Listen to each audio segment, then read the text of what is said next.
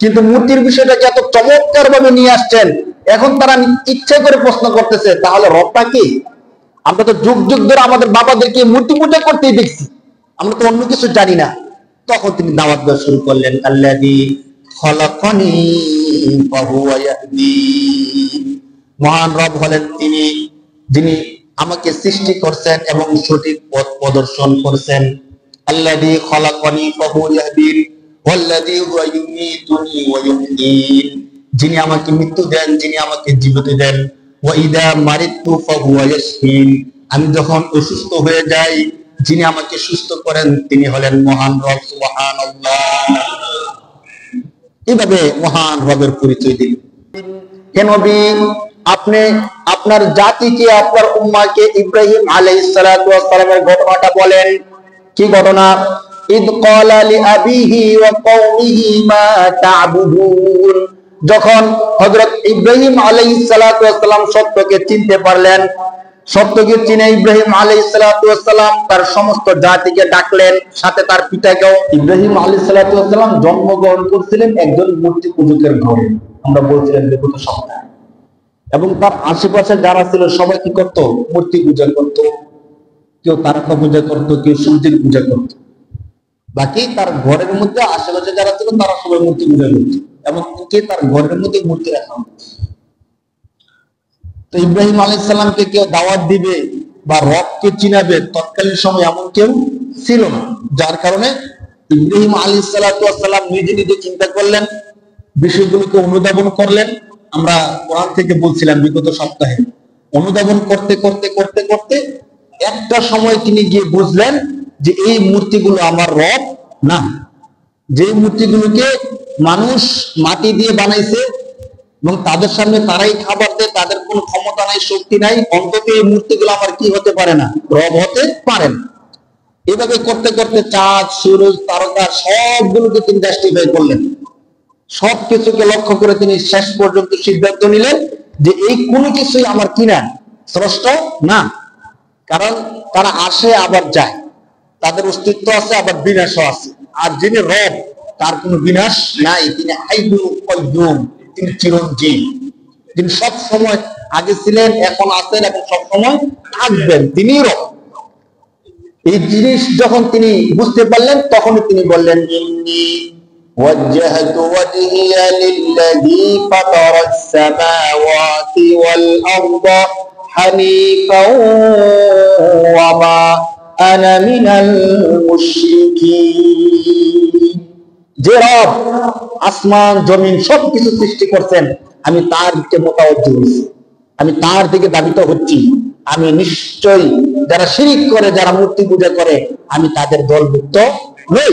আমরা অনেকেই কথা করি, ইন্নী ওয়াজ্জাহতু ওয়াজহিয়া লিল্লাযী ফাতারাস সামাওয়াতি ওয়াল আরদা হানিফা ওয়া মা আনা মিনাল মুশরিকিন, আমি মুশরিকদের দলভুক্ত নই।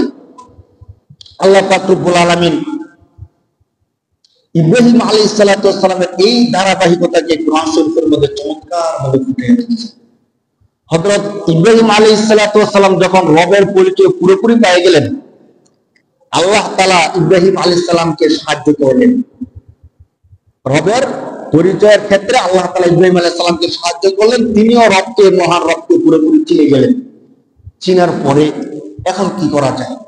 তিনি বুঝলেন যে মূর্তিগুলো রব না, মানুষ যা করতেছে ভুল করতেছে। এখন কি করা যায়?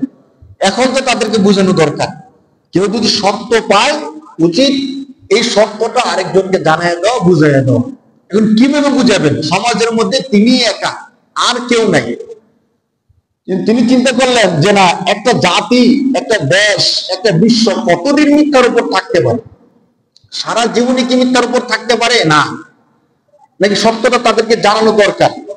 যদি তাদের মধ্যে ভালো মেজাজের কেউ থাকে, সত্য গ্রহণ করবে, আর না থাকলে তো কিছু করার নাই। কিন্তু আমার দায়িত্ব সত্য মানুষকে কি করে দেওয়া?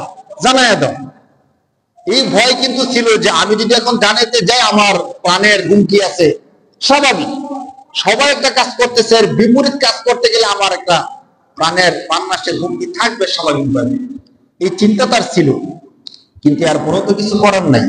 সত্যের আওয়াজ তো কেউ না কেউ তুলতে হবে, সত্য কথাটা কেউ না কেউ বলতে হবে। আমাদের সমাজে এখন অনেক সময় এমন হয়ে যায়, যে একটা ভুল কাজ যদি সমাজের অনেক মানুষ করে, আমরা চুপ হয়ে যাই, তখন মনে করি কি যে আমি কে বলতে যাব। বড় বড় অনেকে আছে, তারা কেউ কিছু বলে না, আমি বলতে গেলে কেমন দেখা যায়, সমাজের মধ্যে আমাকে এক চেটে করে দিবে। এই জন্য অনেক সময় আমরা সত্যের আওয়াজটাকে গোপন করে ফেলি। দেশের মধ্যে একটা অনৈতিক কাজ হচ্ছে ধরেন, তো বড় বড় কেউ তেমন কিছু না বললে এর পরের লেভেলে যারা আছে তার এমনিতেই চুপ হয়ে যায়, চিন্তা করে বড়রা কেউ কিছু বলতেছে না, আমি বলতে গেলে তো আমার উপায় থাকবে না। দেখেন, অথচ তৎকালীন সময়ে ইব্রাহিম আলাইহিস সালামের নাম, দাম, ঠিকানা, পরিচয় তেমন কিছুই ছিল না। না, না রাষ্ট্রের মধ্যে তিনি কোনো গুরুত্বপূর্ণ পদে ছিলেন, না সমাজের মধ্যে তাকে তেমন কেউ চিনত, তেমন কেউ চিনতও না। কিন্তু তিনি যখন সত্যকে জানলেন, চিনলেন, তিনি সত্যের দাওয়াত দেওয়ার জন্য প্রস্তুত হয়ে গেলেন। কোরআন শরীফের মধ্যে আল্লাহ তাআলা বলেন, ওয়াতলু আলাইহিম নাবা ইব্রাহিম, হে নবী আপনি আপনার জাতিকে ইব্রাহিম আলাইহিস সালামের বর্ণনা শোনান, যাতে করে আমরা যারা আছি ইব্রাহিম আলাইহিস সালামের ঘটনা শুনে ওই সত্যের পথে চলতে পারি। সত্য যেদিকে আছে আমি সেদিকে আছি, এমন হওয়া দরকার। জীবন মরণ কার হাতে ভাই? আল্লাহর হাতে। মানুষ আমার ক্ষতি করবে, উপকার করবে, স্বাভাবিক করতে পারে, কিন্তু আমার মধ্যে যদি এতটুকু ইয়াকিন থাকে যে আল্লাহ যদি আমার উপকার করতে চায়, পৃথিবীর সকলে মিলেও আমার বিন্দু পরিমাণ ক্ষতি করতে পারবে না। আর আল্লাহ যদি আমার ক্ষতি করতে চায়, তাহলে সারা বিশ্বের সমস্ত শক্তি মিলেও আমার বিন্দু পরিমাণ উপকার করতে পারবে না। এই ঈমান, আকীদা, বিশ্বাস আমাদের হৃদয়ে ধারণ করা দরকার।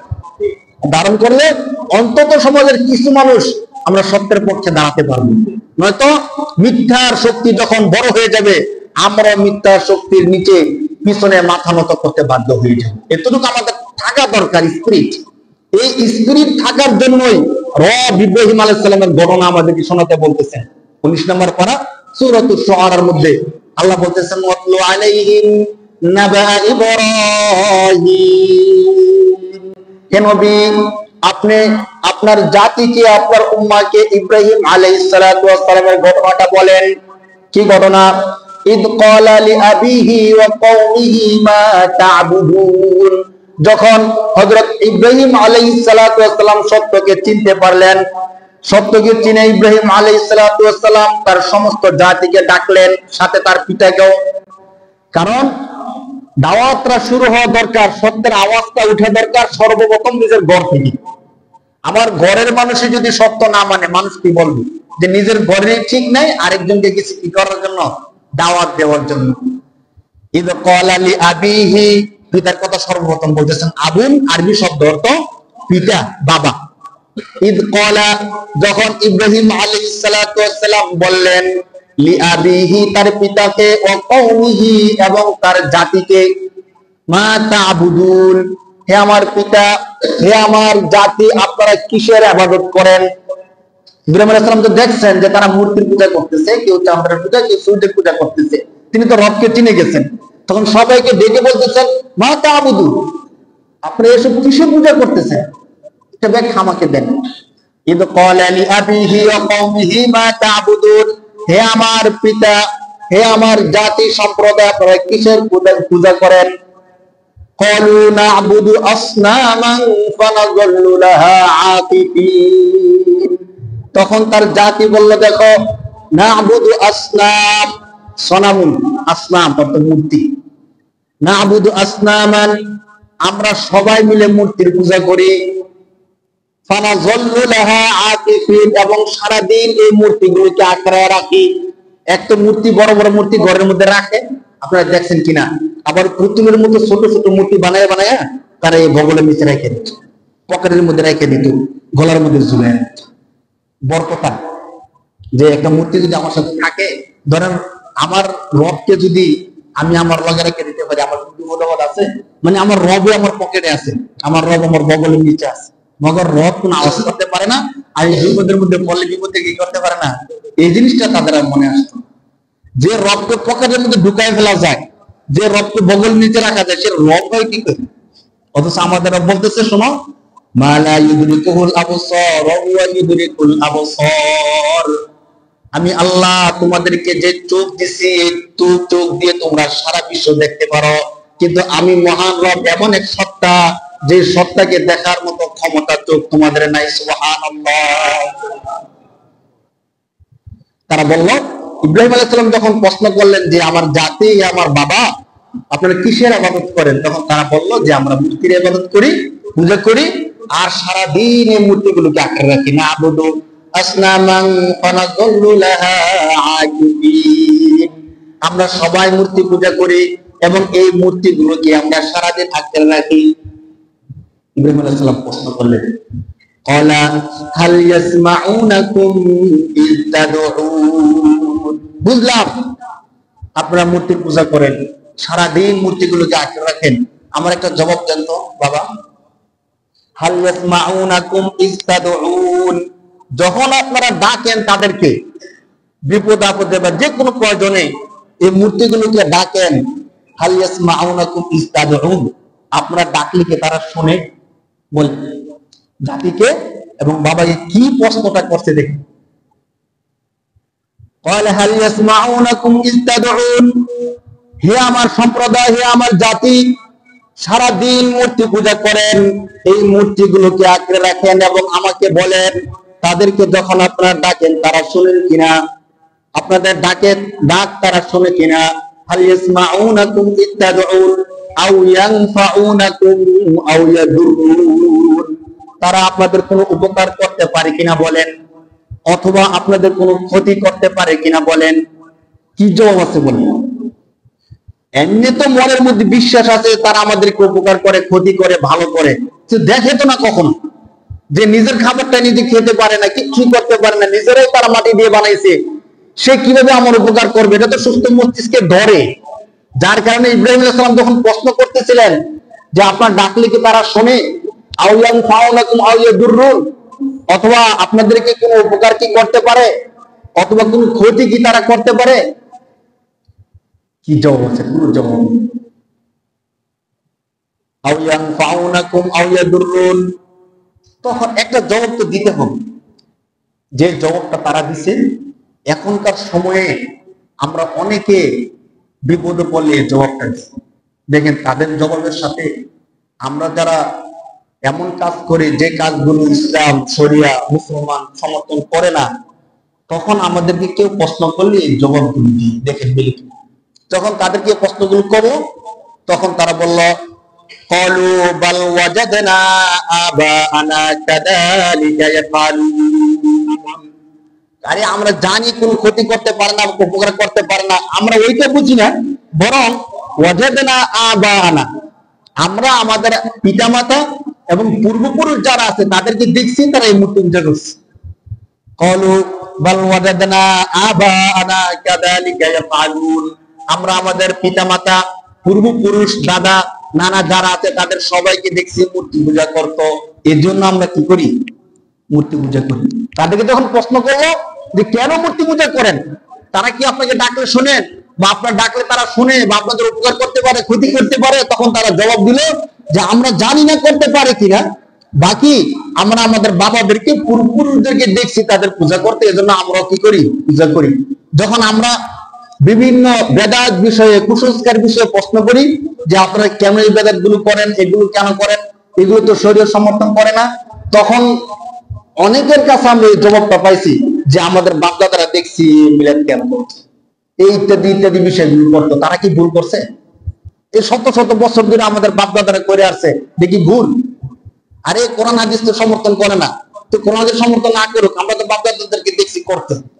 তো বাপদাদারা ভুল করলে, একটা বিষয় না জানলে সেটা কি আমরা অজ্ঞ থাকতে হবে? আধুনিক চিকিৎসা বিজ্ঞান একটা সময় ছিল না, এজন্য কি আমরা এখন আধুনিক চিকিৎসা বিজ্ঞানকে ছুঁড়ে মেরি, নাকি আমরা তার কাছে আরো বেশি দাবিত হই? যেন একটা সময় উন্নত চিকিৎসা ছিল না, আধুনিক বিজ্ঞান ছিল না, এখন আছে, আমরা বেশি বেশি চর্চা করা দরকার, শেখা দরকার, প্রয়োগ করা দরকার। এই ক্ষেত্রে আমরা বিষয়টা বুঝলাম, ইসলামের ক্ষেত্রে বুঝলাম না। ইসলামের ক্ষেত্রে তো বোঝা দরকার যে না, একদম কোরআন এবং হাদিস যতটুকু সমর্থন করে অতটুকু আমি মানি, এর বেশি আমার বোঝার দরকার নাই। কারণ কোরআন হাদিস যে বিষয়টা সমর্থন করে না, এটা যুক্তি, যদি ওই বিষয়টা আমি মানি, হাসরের ময়দানে আল্লাহ তাআলা যদি সেটা গ্রহণ না করেন, আমাকে শাস্তি দেন, তখন আমার উপায়টা কি হবে? কোরআন হাদিস যেটা সমর্থন করে না সেটা করতে আমি বাধ্য না, আমি করলাম, যে করলে সমস্যা কি? এই যুক্তি দিয়ে যখন আমি করলাম, কিন্তু হাসরের ময়দান যদি আল্লাহ তাআলা আমাকে ধরে, বুখারী শরীফের হাদিসের মধ্যে আসছে রাসূলুল্লাহ সাল্লাল্লাহু আলাইহি সাল্লাম যখন তার উম্মতকে হাউজে কাউসারে পানি পান করাতে থাকবেন, এক পর্যায়ে রাসূলের মাঝে আর উম্মতের মাঝে একটা পর্দা পড়ে যাবে। রাসূলুল্লাহ অবাক হয়ে প্রশ্ন করবেন যে আল্লাহ, আপনি আমাকে সুযোগ দিচ্ছেন আমার উম্মতকে হাউজে কাউসারে পানি পান করাবো, তো এখন আবার পর্দা দিয়ে দিলেন, ব্যাপার কি? তারা তো আমার উম্মত। তখন আল্লাহর পক্ষ থেকে ঘোষণা আসবে যে হে নবী, তারা আপনার উম্মত ঠিক, কিন্তু আপনি দুনিয়া থেকে চলে আসার পরে তারা আপনি যা না বলছেন তারা তা করছে, শরীয়তের মধ্যে ইসলামের মধ্যে তারা বিকৃতি ঘটাইছে। আপনি জানেন না কেমন ভাবে ইসলামকে তারা বিকৃত করে ফেলছে। তখন স্বয়ং নবী বলবেন সুহকান সুহকান লিমান গায়্যারা বাদি, আজকে এখান থেকে দূর হয়ে যাও যারা আমি আসার পরে আমার দিনকে বিকৃত করে ফেলেছো। অবস্থাটা কি হবে নবী যদি আমাদেরকে বিতাড়িত করে দেয়?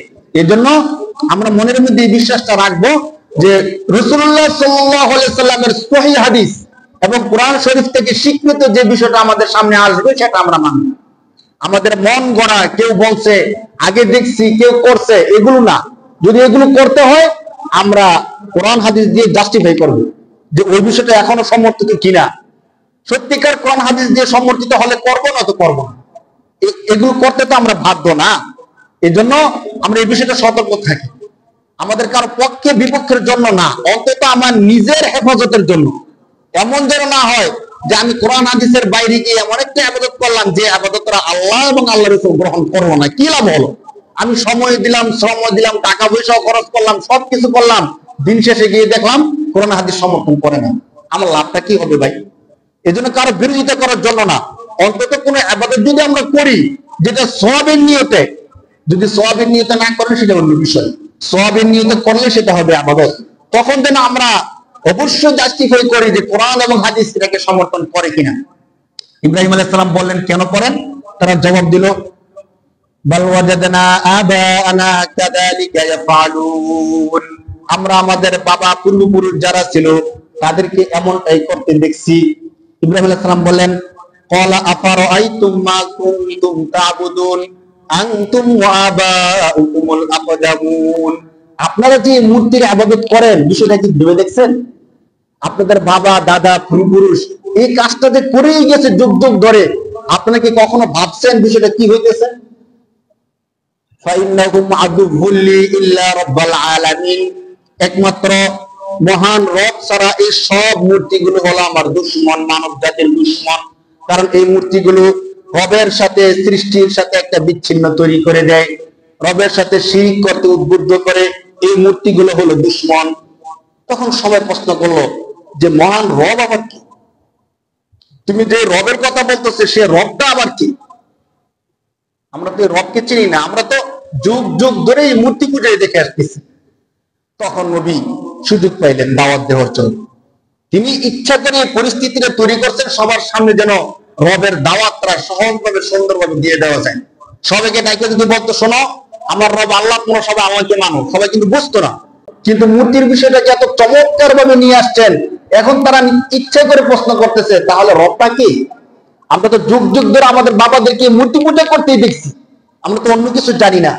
তখন তিনি দাওয়াত দেওয়া শুরু করলেন আল্লাযী খলাকানি ফাহুয়া ইয়াহদিন, মহান রব হলেন তিনি যিনি আমাকে সৃষ্টি করছেন এবং সঠিক পথ প্রদর্শন করছেন। আল্লাযী খলাকানি ফাহুয়া ইয়াহদিন ওয়াল্লাযী হুয়া ইউমীতুনি ওয়া ইউহয়ীন, যিনি আমাকে মৃত্যু দেন, যিনি আমাকে জীবিত দেন। ওয়া ইযা মারিতু ফাহুয়া ইয়াশফিন, আমি যখন অসুস্থ হয়ে যাই যিনি আমাকে সুস্থ করেন তিনি হলেন মহান রব। সুবহানাল্লাহ। এভাবে মহান রবের পরিচয় দিলেন, মহান রবের পরিচয় দিলেন। কিন্তু যুগ যুগ ধরে মূর্তির পূজা করার কারণে মূর্তি তাদের মধ্যে এমন ভাবে গভীর ভাবে আঁকড়ে ধরছে যে মূর্তির পূজা তো ছাড়ার মতো সুযোগ তাদের আর নাই। মহান রবের পরিচয় তাদের মধ্যে প্রবেশ করলো না। ইব্রাহিম আলাইহিস সালাম নৈরাশ্যের বাড়িতে চলে গেলেন। তিনি চিন্তা করলেন যে আমি আমার বাবারে দাওয়াত দিলাম, আমার জাতিকে দাওয়াত দিলাম, কেউ আমার দাওয়াতটা শুনলো না। আচ্ছা, হয়তো সবার সামনে বলার কারণে আমার বাবার শরমে দাওয়াতটা নেয় নাই, একান্ত আমার বাবাকে আমি কিছু একটা বলি, দেখি আমার বাবা শুনবে। কোরআন শরীফের মধ্যে আল্লাহ এই ঘটনা আবার নিয়ে আসছেন।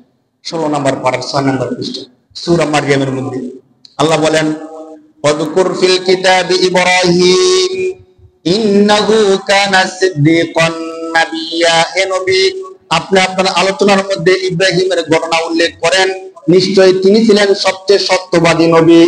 ইদ ক্বালা লিআবিহি মা তা'বুদুন, তিনি যখন তার পিতাকে মূর্তি সম্পর্কে কথা বলতেছিলেন, বলতে বলতে পিতাকে সুন্দর চমৎকার ভাবে বুঝাইতেছিলেন। তিনি চিন্তা করছিলেন যে আমার পিতা হয়তো মানুষের সামনে লজ্জার কারণে বুঝতে পারে নাই, এখন আমি একান্তে আমি আমার বাবাকে একটু বুঝাই, কারণ বাবা তো আমার রক্তের, অন্য কেউ যাই হোক অন্তত বাবাকে তো রক্ষা করতে হবে। বাবাকে তিনি প্রশ্ন করতেছিলেন, ইয়া আবাতি লা তা'বুদিশ শাইতান ইন্নাশ শাইতানা কানা লির-রহমানি আসিয়া। এই আয়াতগুলোর মধ্যে আল্লাহ তাআলা কিভাবে ইব্রাহিম আলাইহিস সালাম তার বাবাকে দাওয়াত দিয়েছেন স্পষ্ট করতেছেন। আরবিতে আবুন অর্থ বাবা, আর আবাতুন এটা ব্যবহার করা হয় প্রিয় বোঝানোর জন্য। যখন শুধু বলা হয় আবি, আবুন আমার বাবা, আর যখন বলা হয় আবাতি তখন হলো হে আমার প্রিয় বাবা। বাবাকে দাওয়াত দেওয়ার আগে কি নরম সুরে চমৎকার শব্দে বাচন ভঙ্গিতে তিনি বলতেছেন, ইয়া আবাতি ইন্নী কদ জাআনি মিনাল ইলমি মা লাম ইয়াতিকা ফাত্তাবি'নি আহদিকা সিরাতান সাবিয়্যা।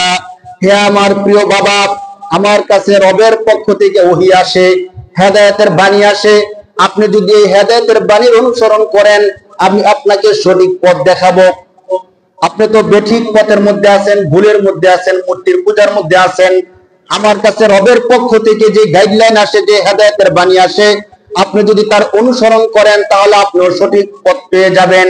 হে আমার বাবা, ইয়া আবাতি ইন্নী কদ জাআনি মিনাল ইলমি মা লাম ইয়াতিকা ফাত্তাবি'নি আহদিকা সিরাতান সাবিয়্যা। বাবা বলতেছেন, ইয়া আবাতি ইন্নী আখাফু আইয়ামাসসাকা আযাবুম মিনার রহমানি ফাতাকুনা লিশ-শাইতানি ওয়ালিয়্যা। ইয়া আবাতি লা তা'বুদিশ শাইতান ইন্নাশ শাইতানা কানা লির-রহমানি আসিয়া।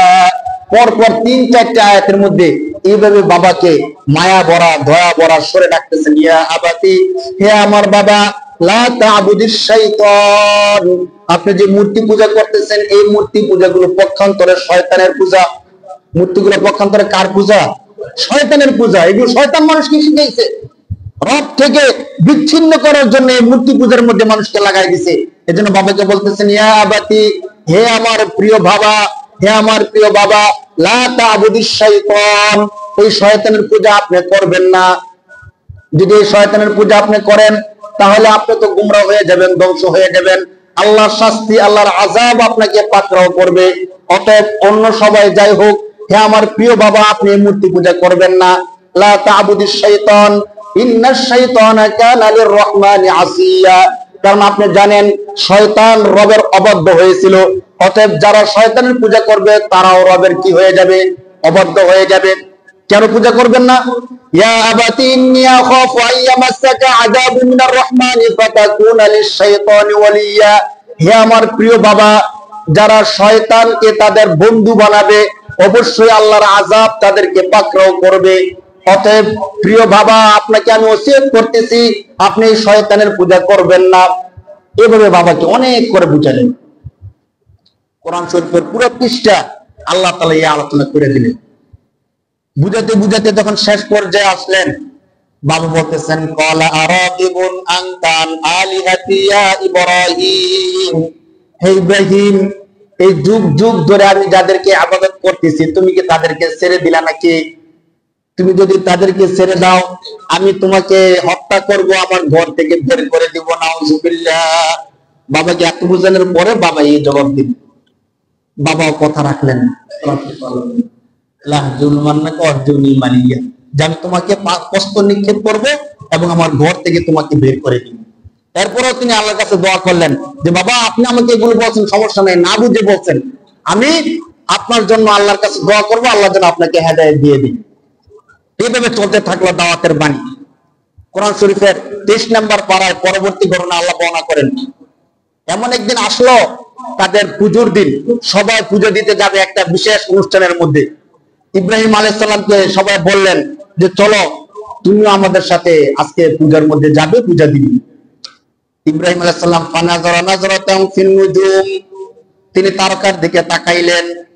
ফাকালা ইন্নী সাকিম, তিনি বলেন তোমরা যাও, আমি অসুস্থ।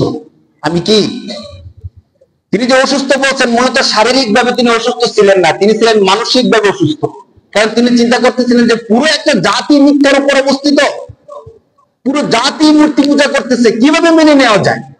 তো তৎকালীন সময়ে কেউ যদি অসুস্থ বলতো, একটা অবস্থান তৈরি করতো, হয়তো কোন দিকে তাকাইতো না, তারকার দিকে তাকাইলে বুঝতে পারতো যে বাস্তবে সে কি অসুস্থ। তো ইব্রাহিম আলাইহিস সালাম শারীরিক ভাবে অসুস্থ না হলেও মানসিক ভাবে কি ছিলেন?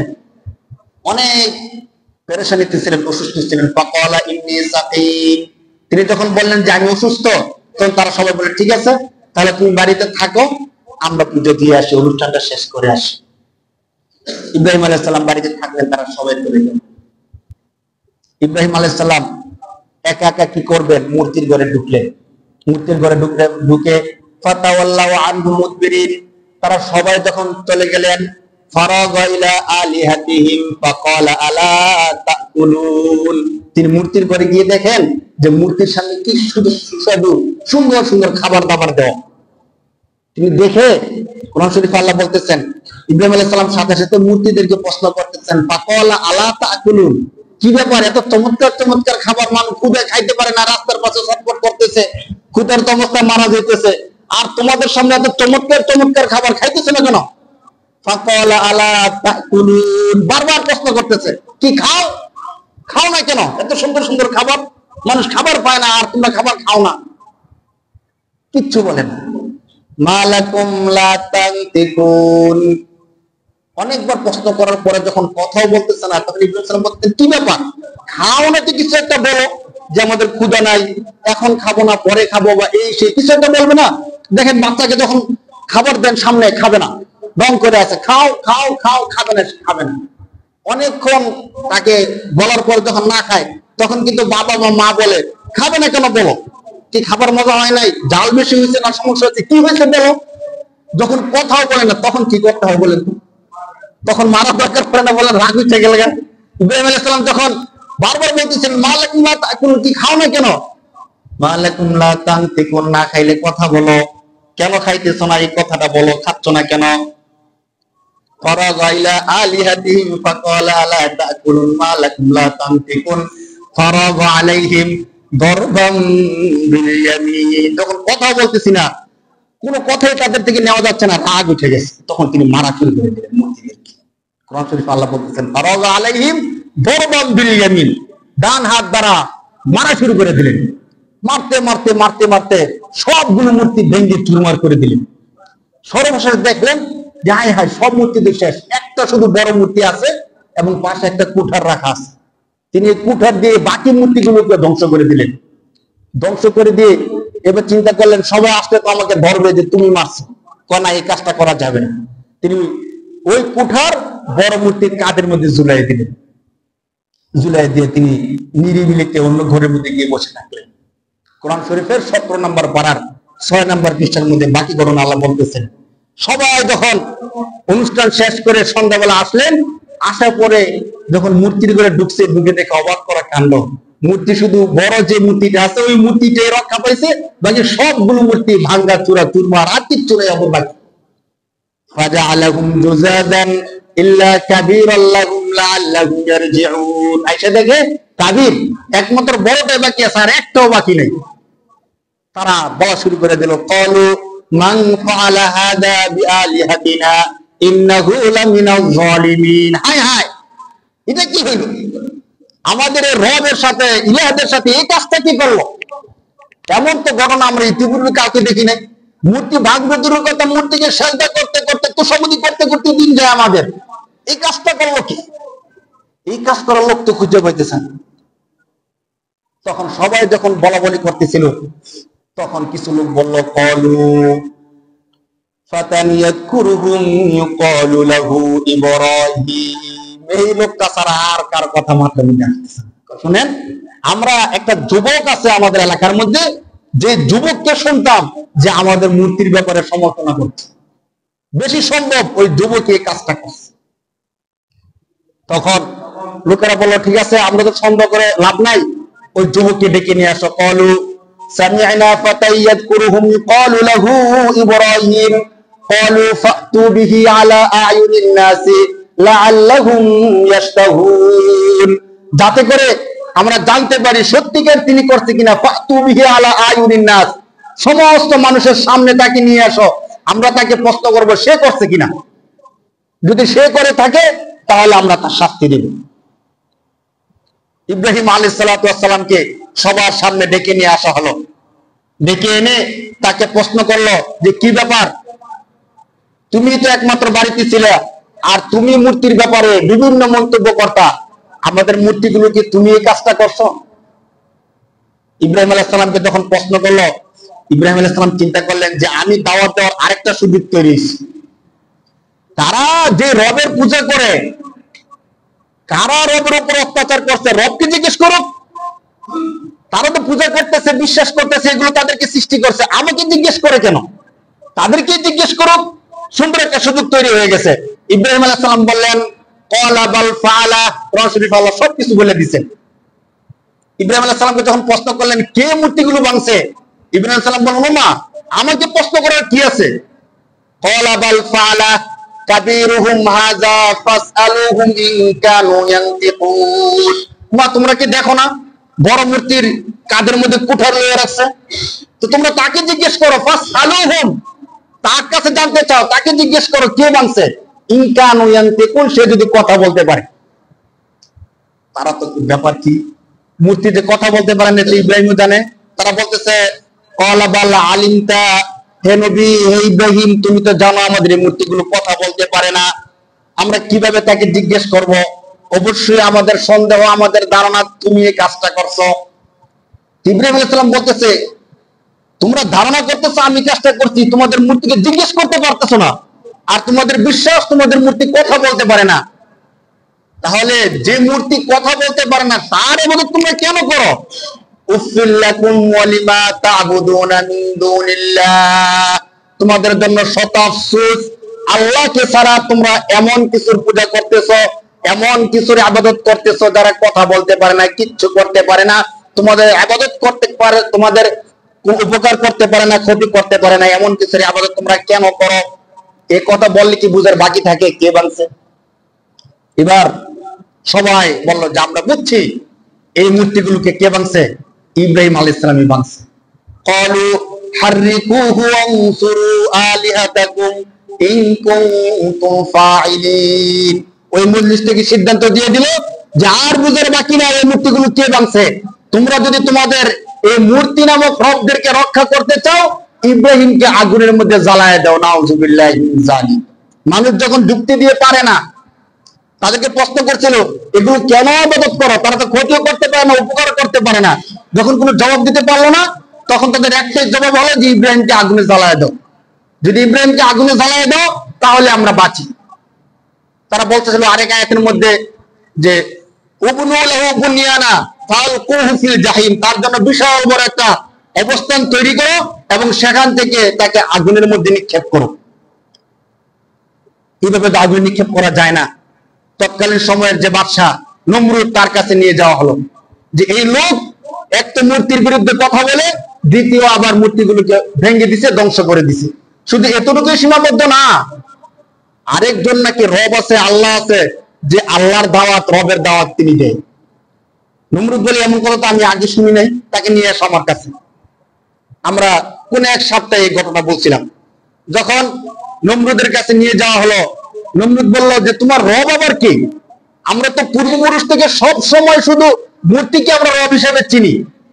আলাম তারা ইলাল্লাযী হাজ্জা ইব্রাহিম ফি রাব্বিহি আন আতাহুল্লাহুল মুলক, যখন রব সম্পর্কে প্রশ্ন করা হলো, ইব্রাহিম আলাইহিস সালাম বললেন যে ক্বালা আনা উহয়ি ওয়া উমীত, আমার রব হলো তিনি যিনি মৃত্যু দেন এবং জীবন দেন। এই কথার জবাবে নমরুদ বলল এটা তো তেমন কোনো ব্যাপার না, আমি নমরুদ জীবন দেই, মরণ দেই। আমরা বলছিলাম এর আগে কিভাবে জীবন দেয়। জেলখানা থেকে দুজন ফাঁসির আসামিকে নিয়ে আসলো, একজনকে ছেড়ে দিল, আরেকজনকে হত্যা করে ফেললো। বললো দেখো দুজনই মৃত্যুর আসামি ছিল, একজনকে আমি জীবন দিয়ে দিলাম, আরেকজনকে আমি মরণ দিয়ে দিলাম। নাউজুবিল্লাহি মিন যালিক। ইব্রাহিম আলাইহিস সালাম দেখলেন সে তো চরম পর্যায়ের বোকা, তাকে এইভাবে শিক্ষা দেওয়া যাবে না। তখন ইব্রাহিম আলাইহিস সালাম বললেন যে শোনো, আমার রব শুধু জীবন মরণ দেয় না, আমার রব আর অনেক কাজ করে। কি কাজ করে? আমার রব ফাইনাল্লাহা ইয়াতি বিশ-শামসি মিনাল মাশরিকি ফাতি বিহা মিনাল মাগরিবি। শোনো, আমার রব প্রতিদিন সকালে পশ্চিম আকাশে, পূর্ব আকাশে সূর্য উঠায়, পশ্চিম আকাশে সূর্য ডুবায়। তুমি যদি রব হয়ে থাকো তাহলে আর উল্টাটা করে দেখাও। আল্লাহ বলেন ফাবুহিতাল্লাযী কাফার। এই কথা শোনার সাথে সাথে নমরুদ কি হয়ে গেল? নির্বাক, কিং করতে বিমূঢ় হয়ে গেল। তো এইটা আমার দ্বারা সম্ভব না। তিনি ইব্রাহিম আলাইহিস সালামের সাথে যুক্তিতে নমরুদ কি করলো না? পারলো না।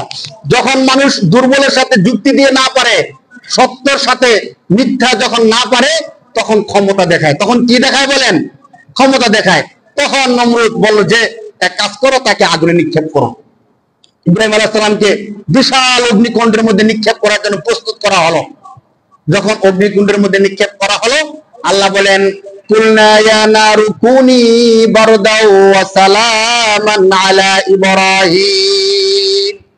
যখন এই কাফেররা, মুশরিকরা ইব্রাহিম আলাইহিস সালামকে আগুনের মধ্যে নিক্ষেপ করলো, আমি রব স্বয়ং আগুনকে বললাম, কুলনা, আমি রব স্বয়ং বললাম, ইয়া নারু, হে আগুন, কুনি বারদা, কি হয়ে যাও? ঠান্ডা হয়ে যাও। আবার এমন বেশি ঠান্ডা হও না যে আমার নবী কষ্ট পায়। কুনি বারদা ওয়া সালামান, শান্তিদায়ক ঠান্ডা, আলা ইব্রাহিম, ইব্রাহিম নবীর উপর। এই মহান অগ্নিকুণ্ডের মধ্যে ইব্রাহিম আলাইহিস সালাম ইতিহাসের মধ্যে আসছে 40 দিনের অধিক এই আগুনের মধ্যে ছিল, কিন্তু এই আগুন ইব্রাহিম আলাইহিস সালামের একটা প্রশ্ন করতে পারে নাই। সুবহানাল্লাহ। কোরআন তার সাক্ষী, কোরআন তার সাক্ষী।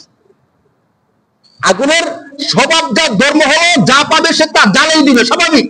ছোট্ট একটা জিনিসের মধ্যে আগুন লাগাই দিলে আগুন বাড়তেই থাকে, বাড়তেই থাকে। আমরা সবসময় দেখছি। কিন্তু এই ঘটনা প্রমাণ করে সবকিছুর শক্তি নিয়ন্ত্রণ করে কে? আমরা যে শক্তি দেখতেছি, আগুনের শক্তি জ্বালাইয়া দেওয়া, পানির শক্তি নিভাইয়া দেওয়া, এটা একটা সাময়িক শক্তি। কার আদেশে হয়? আল্লাহর আদেশে হয়। যদি আল্লাহর আদেশে না হতো, ইব্রাহিম আলাইহিস সালামকে জ্বালাইতে পারলো না কেন? নবী হোক যাই হোক, আগুনের ধর্ম জ্বালায় দাও, জ্বালাইতে পারছে? পারে নাই। পরবর্তীতে ইব্রাহিম আলাইহিস সালাম বলছিল যে আমার জীবনের সবচেয়ে সুখ এবং শান্তির জীবন যদি তোমরা প্রশ্ন করো, আমি বলবো ওই যে 40 দিন আগুনের মধ্যে ছিলাম, এই সময়টা ছিল আমার সবচেয়ে শান্তির সময়। সুবহানাল্লাহ। স্বয়ং আল্লাহর পক্ষ থেকে তখন জান্নাত থেকে খাবার আসতো, আর আল্লাহ আমাকে প্রতিদিন জিজ্ঞেস করতে, ইব্রাহিম তুমি কেমন আছো? সুবহানাল্লাহ।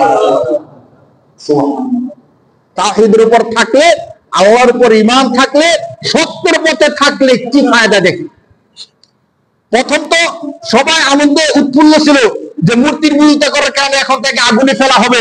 সবাই তো এমন বলছিল যে কি দরকার ছিল মূর্তির বিরোধিতা করা? একা একা তোমার দরকার ছিল, কেউ যেহেতু মানে না, তো তুমি একা একা তার আন্দোলন করার দরকার ছিল, একা একা সবার বিপক্ষে যাওয়ার দরকার ছিল। আপনি যখন সত্যের পক্ষ নিবেন, অনেকে কথা বলবে যে আপনার এত জ্বালা কি দরকার?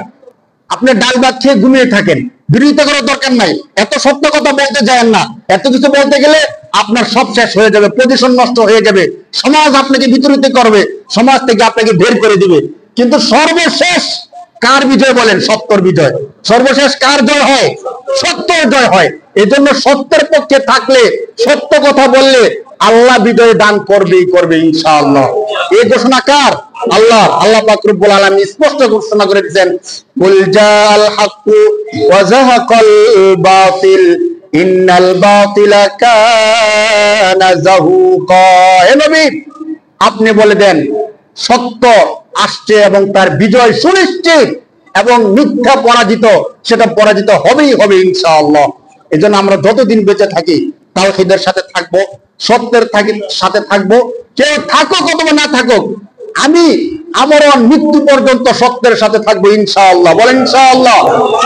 আল্লাহ তাআলা আমাদের সবাইকে দ্বীনের পথে, ঈমানের পথে, শরিয়ার পথে, সত্যের পথে অটল থাকার তৌফিক দান করুন বলে আল্লাহুম্মা আমিন।